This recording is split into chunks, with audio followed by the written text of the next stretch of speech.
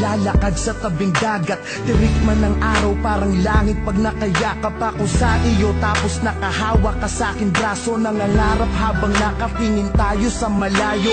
Ang dami kong hiling, ang dami kong gustong gawin, mga bagay upang pag-ibig ko'y lalo mong damdamin. Gusto ko yung ganito, yung hawak ko ang yung kamay magkaakbay. Parang wala na yatang papantay sa pintig na kakaiba. Nahatid mo sa akin, ako'y ganado pag ikaw ang kasabay kong kumain ng iyong halik na ang dulot ay ngiti na abot tenga. Kaligayahan na hindi kayang mabili ng pera. Di ko kayang isipin ang buhay nang hindi ka kasama. Naiisip ko pa lang ako'y parang maluluha. Nakatabi kita pero ba't ganito ang pakiramdam? Nalulungkot pa rin ako at labis na nasasaktan.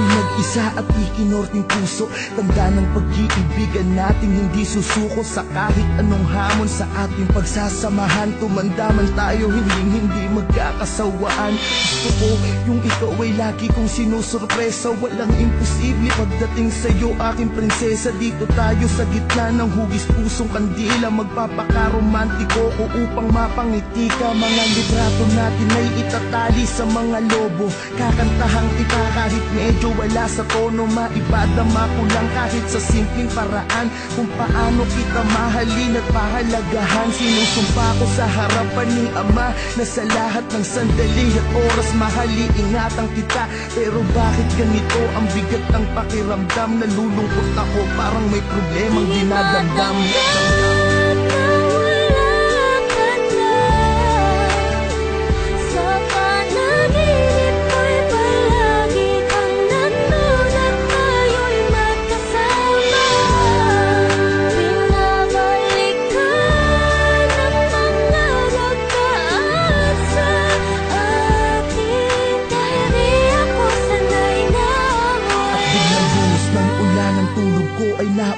Panaginip lang pala sa tabi ng iyong puntod. Mata ko'y ipinikit, pinilit muling matulog. Di alintana ang patak ng luha na nahuhulog sa aking mata.